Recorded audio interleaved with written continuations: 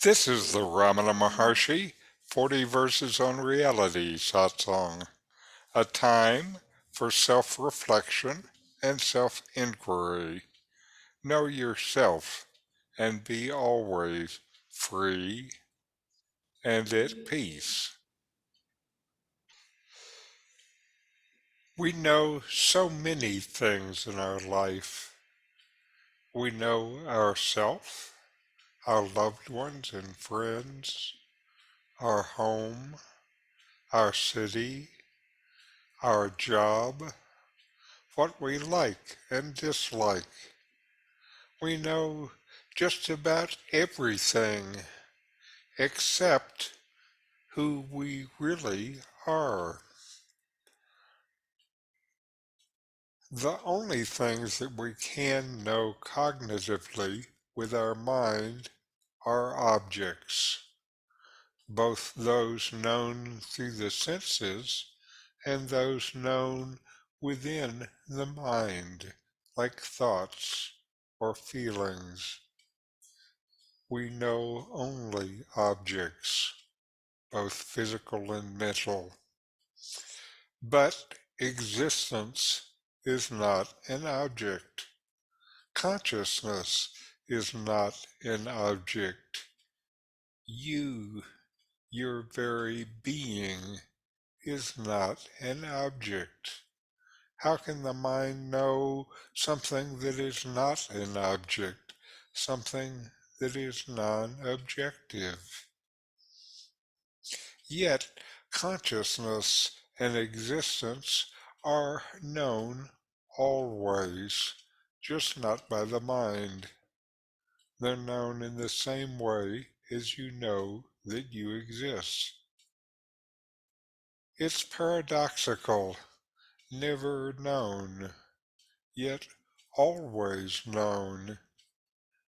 It is who you are. The mind, so to say, rests within the substratum of you, your being, your existence, your consciousness. You know the mind does not know you, yet you can know yourself directly and immediately, even right now, just not with the mind. Self-inquiry is a way to know yourself. Ask within yourself. Ask and accept no answer that is objective, no answer that is known by the mind. Open up and go deeper than the mind. This is sometimes called the unknown knower of all the known.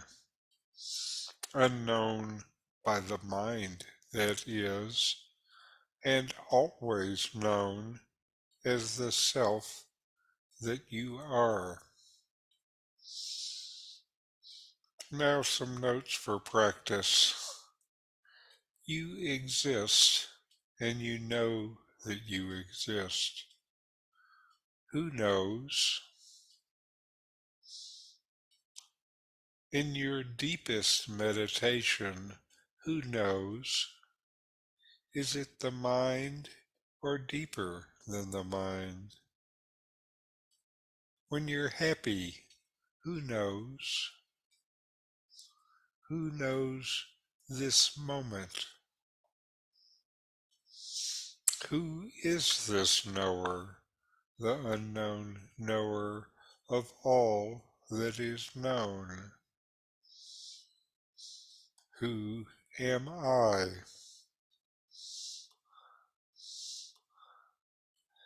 Now, to our videos for this week. Sarvapriyananda, and he is answering a question with another question. Who is in ignorance? In the Bhagavad Gita, Krishna says, verse 15:7, The living entities in this conditioned world are my eternal fragmental parts. Due to conditioned life, they are struggling very hard with the six senses, which include the mind. It makes sense to know that as a soul, I have an individual existence, and therefore my liberation or removal of ignorance has to be worked out individually. And when the subtle body, which covers the soul that I am, is done with, then I'll exist as pure light or Brahman. However, according to Advaita, we are all one Brahman. So how is it that this one is covered with millions and zillions of subtle and gross bodies? And how is that removal of ignorance to be worked out separately for each? From whom does the ignorance need to be lifted? From Brahman? But the Brahman is one. Why does each mind-body mechanism have to work separately to remove ignorance from that which is one in us all? Oh, very big questions.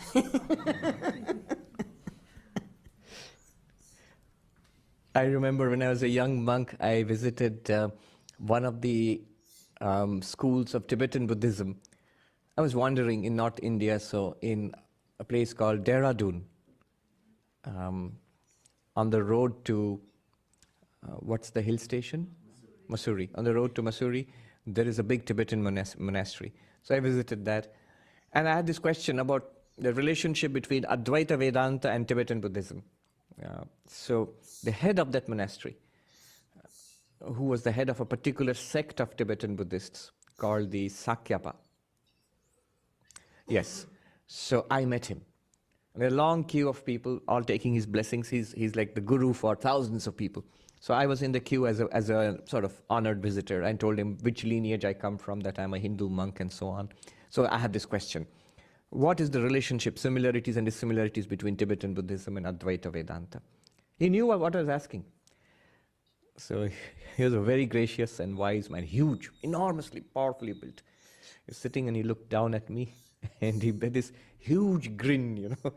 And he said, "Big question, no time."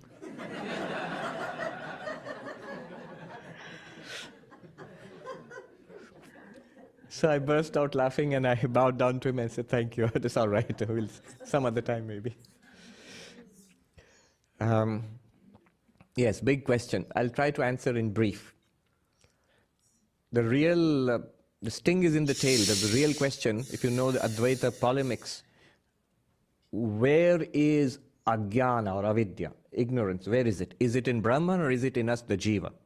So that's the last one. But before that, the earlier part of it, are we one or many? That's what she's asking. Gita seems to say that we are many. The Lord says, these jivas are fractions of my being.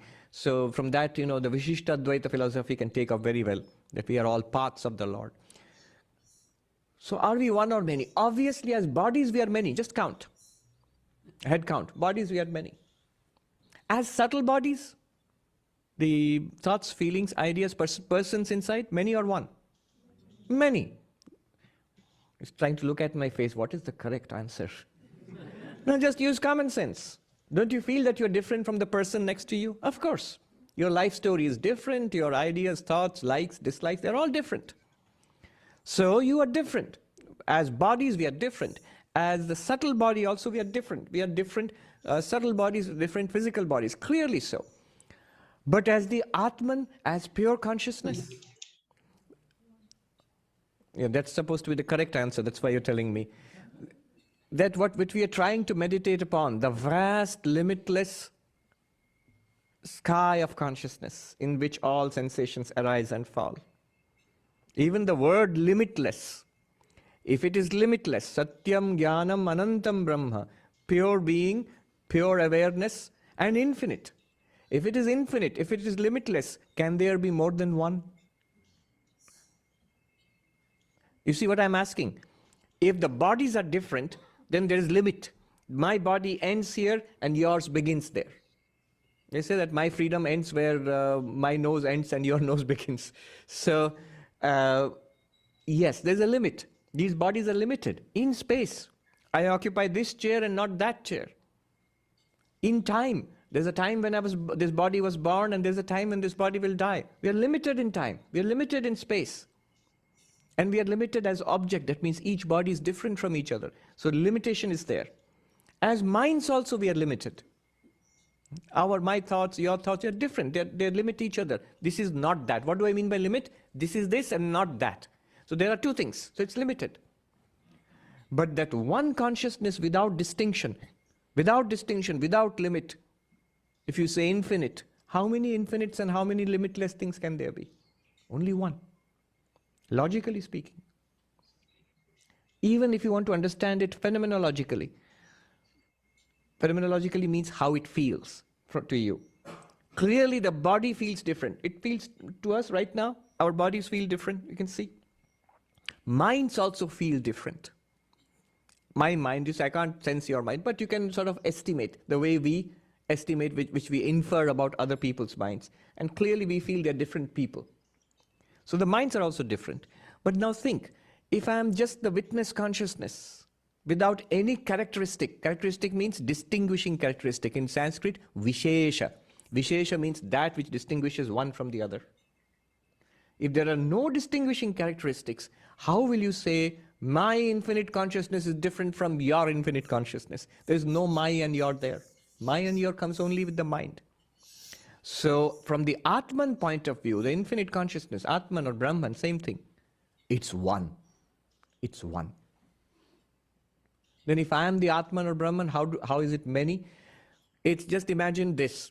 The one sun shining there, reflected in multiple pots and buckets of water, dewdrops. You will see millions of reflections. And they're all shining like the real sun. So how many suns are there? It's a one real one and many reflected ones. So there's only one real sun, but this consciousness reflected in the mind. Just now when we look at our minds, we feel conscious, we feel aware. That's the reflected consciousness, Chidabhasa. That's not the real Atman, not the real self. That reflected consciousness is as many minds, so many reflected consciousnesses, and so many jivas, individual beings. So at the level of body we are different, at the level of the mind we are different, and the consciousness in the mind, reflected consciousness in the mind, we are different. But all that is possible because of one limitless consciousness, which appears in so many forms. You sit surrounded by mirrors in a barber shop. How many of you are there? Thousands? Because each mirror reflects the others. So there's endless sequence of your faces there. Only one real face. And many. As many mirrors, so many faces. But those are reflections. Really one, apparently many. And those many can be different. Convex mirror, concave mirror, different types of mirror, you'll find funny shapes.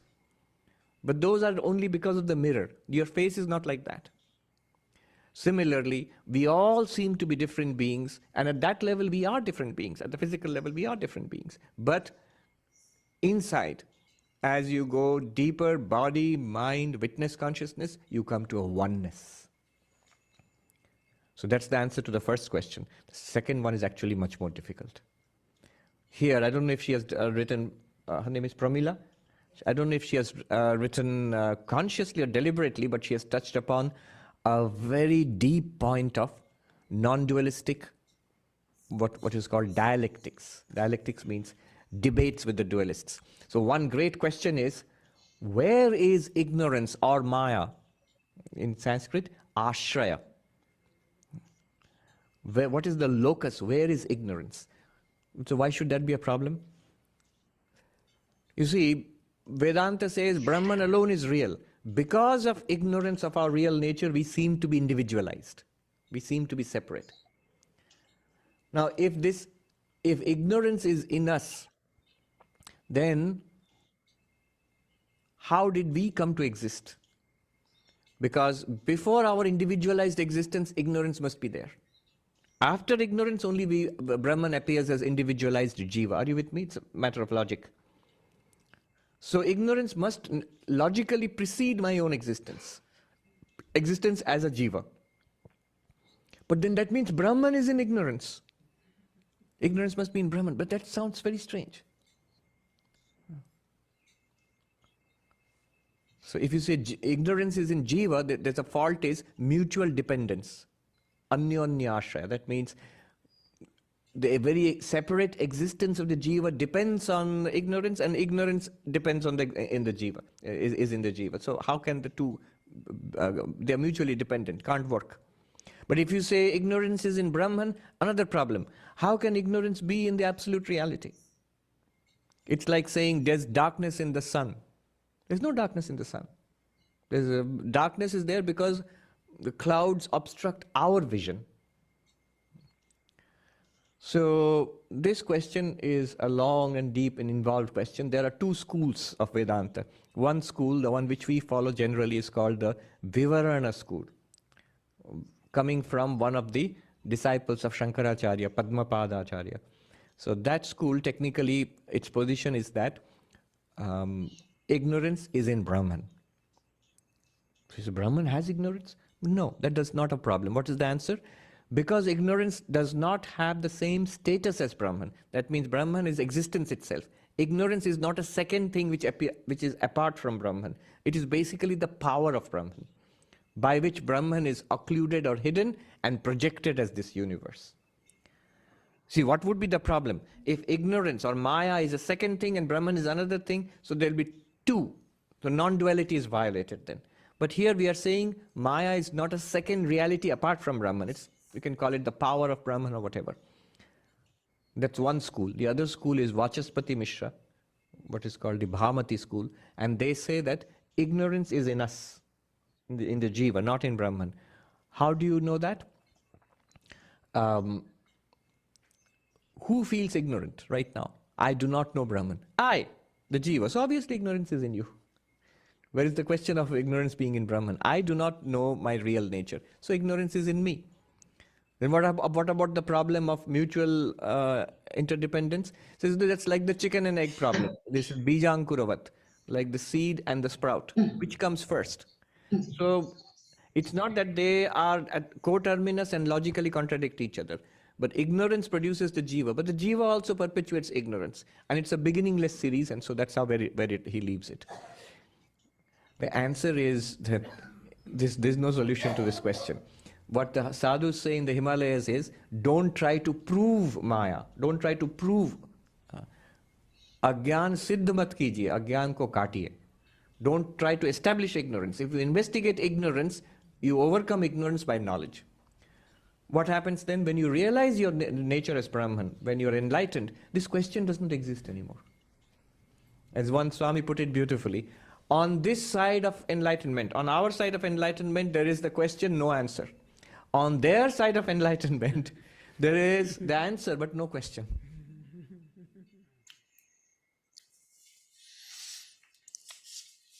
And next is Rupert Spira, and he is saying awareness does not know ignorance.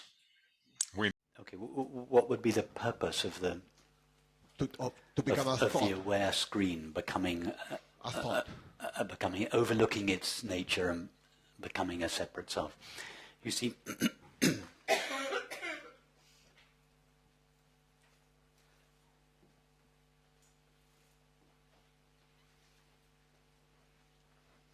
from the point of view of the aware screen,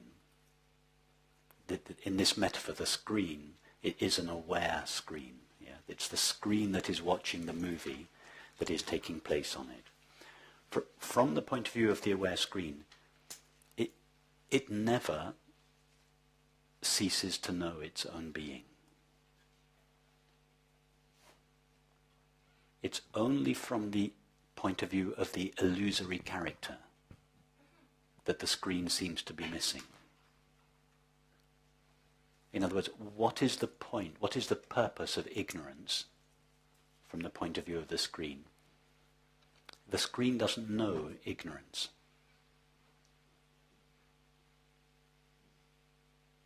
The sun cannot cease to illuminate itself. The sun cannot know darkness. So from the point of view of awareness, there is no ignorance.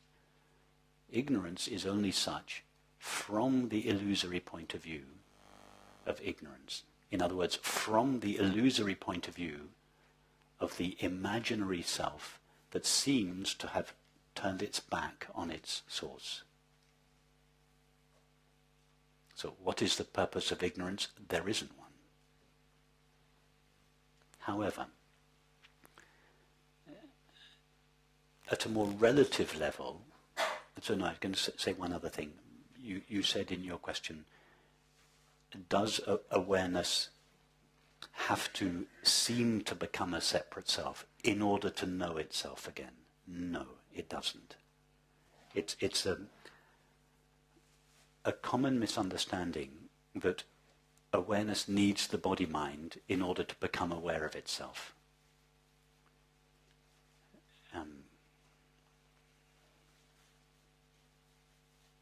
This is a hugely anthropocentric view of ourself, that somehow the human body-mind is required by infinite awareness to know its own being. It's not. It is, and it's something that's difficult to understand. Not so much to understand, but to really deeply take in this fact of experience, that it is awareness that is aware. A body-mind is not aware. It's awareness alone that is aware. Really ponder that. We think it is I, the body-mind, that is aware. And therefore awareness somehow needs to be aware as the body-mind in order to go back to itself. It's not true. Awareness, only awareness is aware. Right now, there are not 70 or so body-minds that are aware. There's just awareness that is aware. And that awareness knows no divisions or limits. It's not from its own point of view, which is the only real point of view, because only awareness knows anything about awareness. From its point of view, it is not divided up into separate bodies. What happened in the brain is, I'm imagining, like awareness is pitting the 70 bodies. That's what thought says. Right. Yeah, thought. Because thought cannot see awareness. Like the character in the movie. The character in the movie looks around. He doesn't see the screen. He sees trees and fields and the sky and flowers and friends. And he might travel all the way around the world looking for the screen, but he'll never find it. He's made out of it. Everything he experiences is made out of it, including himself. But yet he cannot find it. So, he says, it's not there. He knows that he is conscious. He knows, the character knows that he is conscious, that he is aware, but he thinks that his awareness belongs to his body. That is an illusion that's only from his illusory point of view that he feels that. He is made out of the very awareness that he is seeking, but he cannot find it because he's looking for it in the landscape. The awareness, the character in the movie, the awareness with which he knows his experience belongs to the infinite screen. And right now, the awareness with which each of us is knowing their experience is itself infinite awareness, which only seems to be temporary and limited from the illusory point of view of thought. But from its own point of view, which is the only real point of view, because awareness is the only one that is aware, and therefore awareness is the only one that knows anything about itself. From its own point of view, it is ever present, without limits, and inherently peaceful.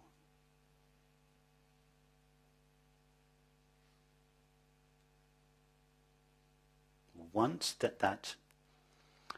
separate self has risen, and our inherently peaceful, happy nature has been overlooked, that the apparently separate self is on a mission in life to find one thing alone. All separate selves are programmed to do one thing alone, seek happiness. That's what all separate selves are doing. Or go back to a source, actually. But that's what I mean. That's what happiness is. What all separate selves are doing. Most are seeking it in objects and substances and relationships. But what they really want, they don't really want the object, the substance, or the relationship. They want the happiness that they believe will be derived from those objects. Okay, sorry to prolong myself, but as a practical thing, here is fantastic because we are all in the same mood, okay?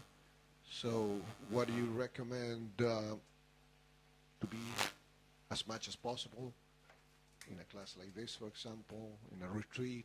Or No, every time no, I don't recommend, because a class like this or a retreat is something that is temporary. However often we come, and of course I recommend coming to a meeting like this, but we forget.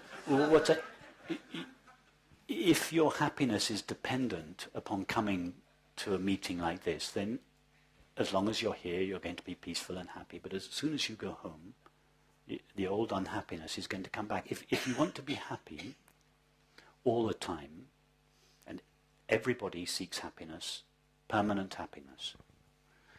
If you want to be happy all the time, you have to look for it in something that is present all the time.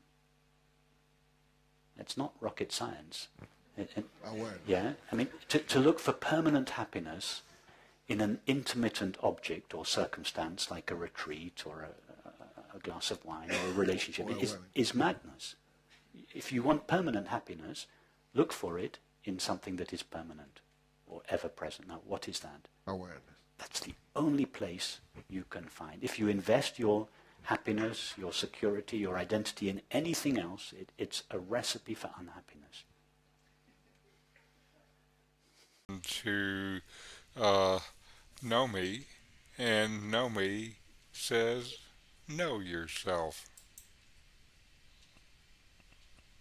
That you should know yourself is the advice of all the wise. How can you know yourself when being is not an object?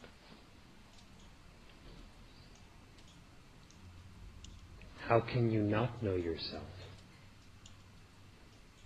your own being, which is consciousness, self-luminous?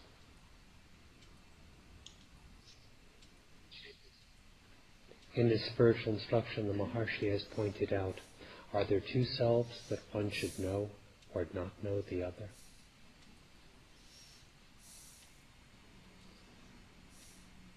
Who is it that would wish to know the self?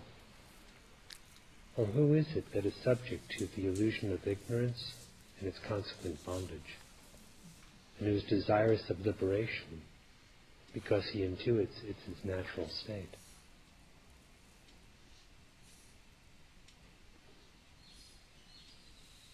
Without knowing yourself as you really are, what can really be known?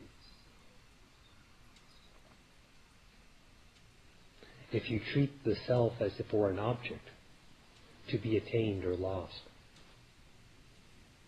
to enter into as if it were a state, or to depart from, as if you would come down from that state. To treat the self as if it were an object is delusive.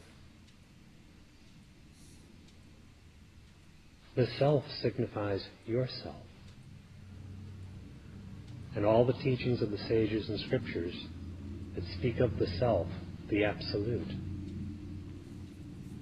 are speaking of you in your real nature.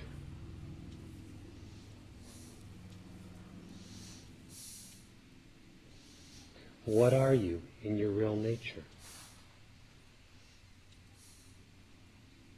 Your experience so-called, your knowledge so-called, of anything else depends upon the view of yourself, the definition of yourself. This is why Sri Bhagavan says in Saddarshanam, Truth Revealed, that it is only as long as the ego is taken to exist, there is the ego sense, will there be the threefold division of the universe, the individual, and the Supreme Self, or God. The three are not really three, he says. The division, the multiplicity, appears only so long as oneself is not known. The self, which is pure being, consciousness, bliss, is ever existent. It is non-dual, and it alone is. If that very same self is assumed to be, through the power of imagination, an individual entity or ego, then all illusion sprouts from there. Since it is illusion, it is not really existent, but it seems to be. If we want illusion to vanish and perceive reality in such a manner that reality comprehends itself, then we must know who we are. And how else to know who you are unless you question the very one that seems to be individualized even now? What is it that you refer to as I in yourself?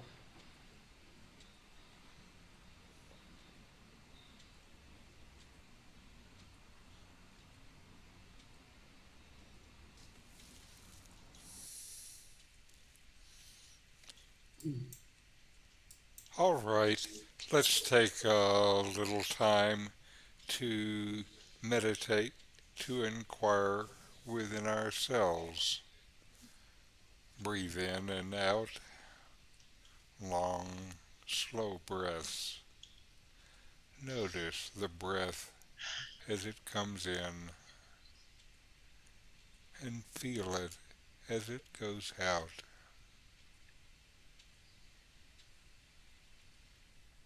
Now, notice that you exist. You exist, and you know that you exist. Investigate within yourself. For whom is this inquiry?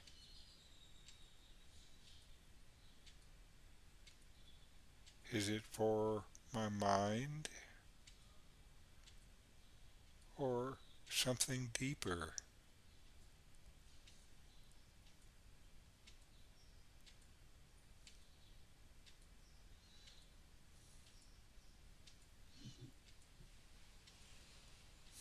Who is this unknown knower of all that is known?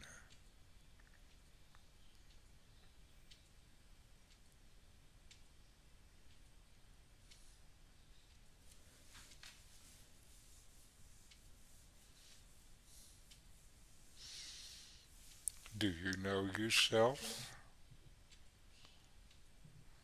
Can you not know yourself?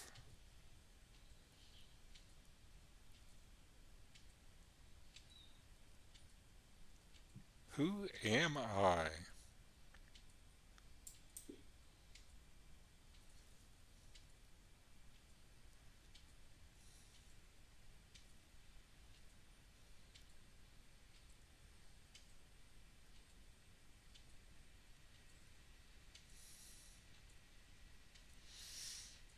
All right.